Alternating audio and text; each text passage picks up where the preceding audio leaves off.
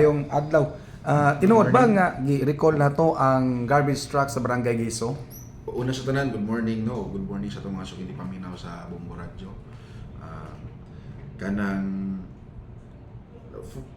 una, yes, I confirm nga ato og yun nang kuha ang mga garbage trucks sa Barangay Giso na iduha diha, both owned by the city but it's being kanang gipagamit nato sa barangay for their solid waste management.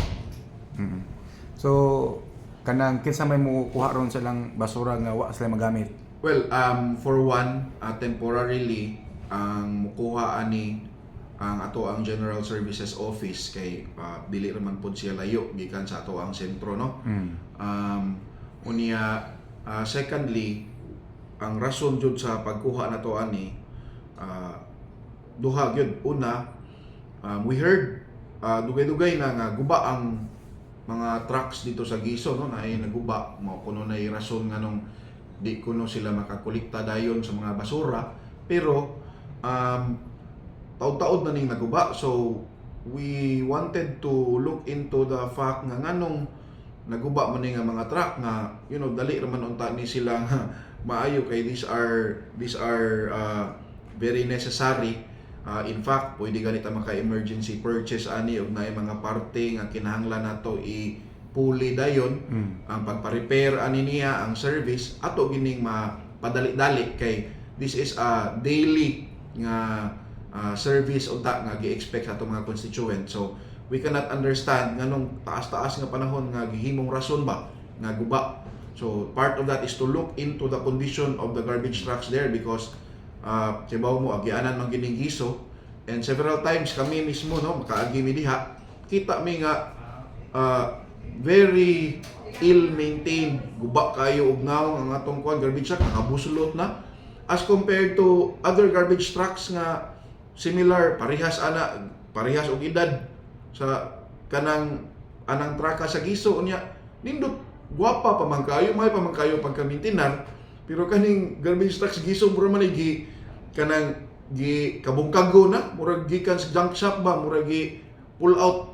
So it's very depressing to look at something like that no nga kanang ingon ana nga property sa gobyerno. So yes, we are asking DJS to look into the condition of those trucks kay di pwedeng again gamay ra kayo nga panahon nga ang kana nga truck delay, madilatar or dili kanang maka-operate, dako na kayo epekto sa atong mga constituents. Unsa pa may aside sa pag-tan-aw sa condition sa mga garbage truck, unsa pa may lain bugat nga rason nga gikuha nato ang garbage truck? Ang kana no usara na sa technical logistical issue na siya no nga kinahanglan nato i-address right away. Ang usa gid sa pinakabugat jud nga rason is ang kanig yung recommendation jud sa Senro o sa General Services Office. Kay for a very long time, in fact since 2018, ako dokumento diri no. Dugay-dugay na ni September 2 ni nila gihatag nako. Pero since 2018, kanang daghan na kayo og cases nga ang mga basura sa Giso no ma-isuhan jud og citation, ma-call ang attention sa barangay kay nang reklamo ang mga tao. Nang reklamo diri sa City Mayor's Office, nang reklamo dito sa Senro, nagpatawag og eco warden kay ang mga basura nila dito nagkasagol-sagol, way collection nga nahitabo no. Unya in fact several times na isuhan na gyud ang barangay captain, although refused to receive man ang nakabutang diri, pero na isuhan na gyud ang mga citation ang barangay captain mismo sa Giso, being the person responsible for under RA 9003, being the person responsible for solid waste management no. Mauto nga medyo naabot na sa punto ba nga dili na ta gusto nga magpinasahay na pud og balik kay usually I think one of the last cases nga akong nadunggan was naay mga nireklamo nga mga residente dito o nya iyahang girason kay kanang dili kuno siya nagpirmas mga DTR kuno, di kuno siya ang nagkontrol sa mga tao. Like kuno nga konsehal, so adto mo paningil dito. Ingon na ang iyang girason, no? So that is very unfortunate kay as barangay captain, ikaw gyud unta ang manubag anang nga mga butang, no? Matod pa niya political harassment kuno unya gikuan sila og katungod nga mo makasugo sa clean and green unya kana pong pagbawi sa mga basura unsay kasulti nimo ni attorney?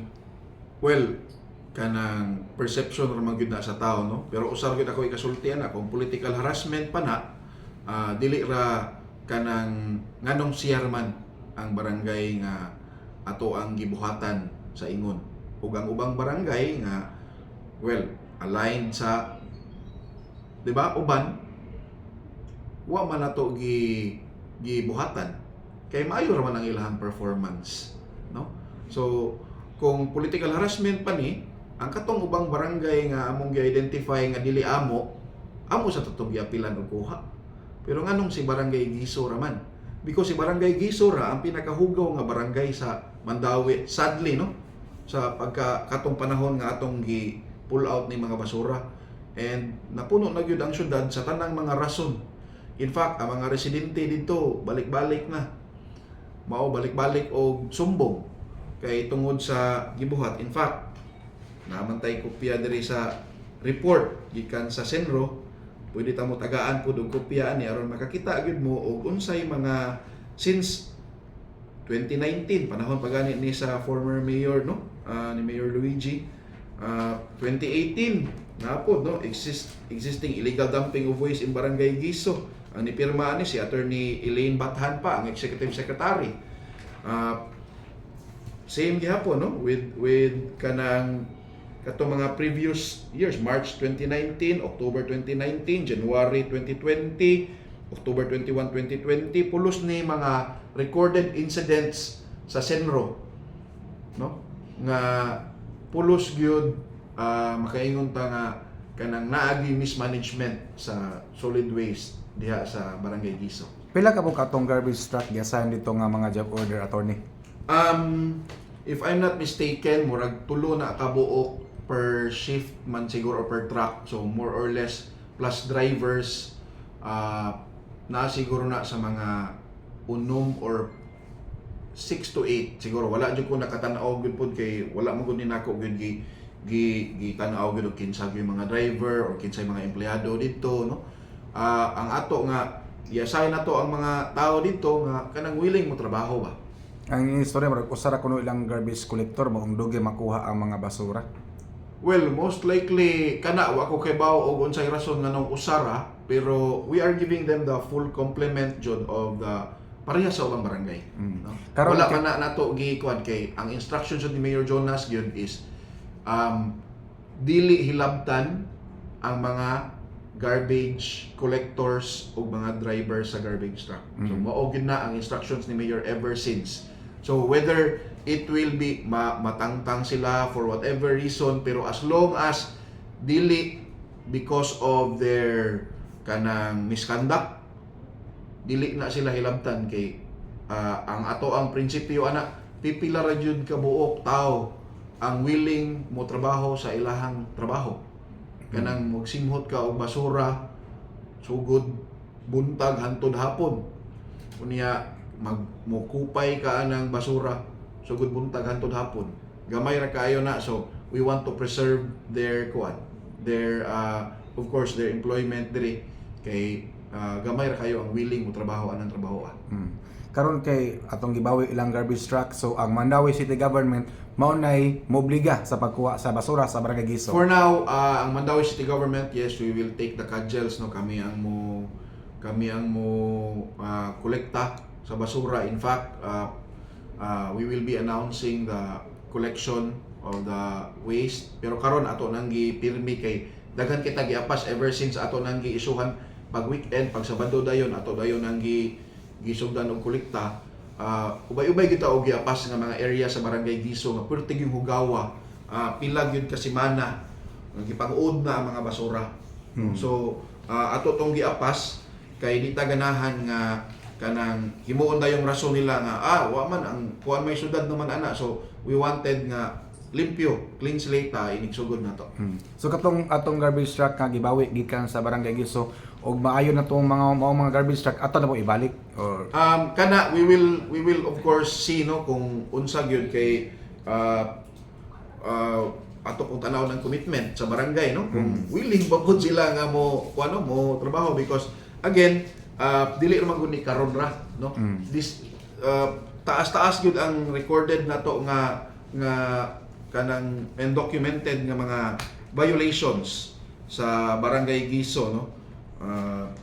Napay daghang mga reklamo no mismo si ang mga kanang si Gisneri mismo may nakadawat sa mga citation. So ang kapitan mismo no.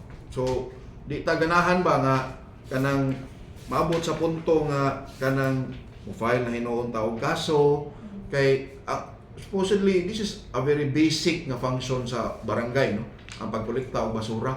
And if other barangays nga smaller than Barangay Giso no or even bigger than Barangay Giso are doing it well, di mi kasabot nganong ang Barangay Giso di siya maka-perform ani no. In fact tungod kay duol kayo ang Barangay Giso sa sentro o sa ato ang mga equipment sa DGS, sige na tag-rescue no kay maabot man gyud diri ang reklamo. Maabot man gyud diri ang reklamo no kay dali ra kayo makapanawag ang mga tao diri. I will even disclose the fact nga ako taga Giso ko. Unya ang mga silingan ako mismo purting reklamo taon nga kanang pila na kasimana ang basura diri. Ang amo mismo ang basura maabtan mi og sa kabuan usahay. Unya kanang unsaon na to pag segregate kung dili kolektahon ang imong basura on time. So lisod kayo no kay atong gisegregate is so good pero asa pa matag basurahan nga gamiton para isegregate kung dili area dayon ang atong basura. So ingon ana no things like that. Although wala na ko nagpuyo sa Giso but again ako mga parente naa diha ang akong mga kanang silingan usa po na pero pipilaran na sila sa nireklamo kay as I said again no wa pa gani mi lingko diri daghan na kaayo og documented no sa Barangay Giso. So one is to again look at the equipment no the status of the equipment to see if there is kanang a way to maayo pa ba to ang katong green nga garbage truck. Unya ikaduha tanawon sad nato og if there was negligence on the part of the user sa paggamit sa garbage truck nga gipasagdan lang kay there's a very big question mark nganong ang atong ubang garbage truck look at Mantuyong, look at other barangays nga bisag kasikbit lang indot pa man kayong kondisyon nya it's being used the same way. Unya ang Barangay Giso tanawa lang ninyo naman sa DGS ron ang katong puti. Kamo nalay husga og unsang kondisyon nato kung gigam ba to og tarong or kana ba if nabay premium on that service ba imong ampingan. Giampingan ba to tarong ang basurahan. So that's one. Thirdly, we will see kung unsa gyud ang ilang sistema diha because again we have been hearing reports manggod nga maingon ang mga taga Giso ba nga unahon manggod na nila ang kanang mga dagko nga establishmento wata kay bawo nganong unahon nilang dagko nga establishmento ug dili ang mga residente. So may mga allegations nga mudawat kuno so on and so forth but then again these are allegations no. We will look into the veracity of these allegations and we will see if unsa gyud ang kanang tinuod nga tumo nganong inefficient kay ni ang Barangay Giso sa pagkolekta sa basura. Unya ang mga dagko nga establishments sama sa mga kani mga malls diha o kani mga dagko nga kompanya diha mao'y unahon nga unya ang kato hinuong mga residente diha mga butante gyud mao'y mahabilin mao'y mauwahi nya mo nay mga basura nga udlo na lang no ang mga kuan kanang mo nay mahitabo. So those are things that we really need to look into sad in the meantime para to to mitigate the damage that has been done no and the delay of these collections ato na lang yung kita lang sa ang mo kolekta. So kana siya ang ato ang solution. So mo mo assurance nga bisa pa mag-recall la mga garbage truck apan dili ma-hamper ang mga basic services makuha gud ang mga basura Yes, attorney. for one, ang Barangay Giso is very near our motor pool and our general services office where our garbage trucks sa city are located. So and then it doesn't mean pod nga atong i-pull out ang ato ang trucks diha sa Barangay Giso nga di na po nato gamiton for that purpose. So ato lang yun ang i-check daan gamay ang status, i-maintain nato, tanaw nato ug unsay pwede nato mahimo aron dili na siya madayon og ka matay ang truck. Unya atong ibalik sa barangay para kanang atong gamiton para sa pag-collect diha sa barangay. So rest assured nga ang service diha sa Barangay Giso, especially sa garbage collection, dili na siya mawagtang or mapabayaan. In fact, we will endeavor nga unsay mga sayop aning sa Barangay Giso, kami kay Bawmi mismo kay kami man ang nag-record ani, kami man ang nag-document ani nya, kami sad ang mismo nag-call out ani sa mga barangay nga we will not do it by ourselves, no? Kami na hinuon ang mubuhat ana. We will correct that.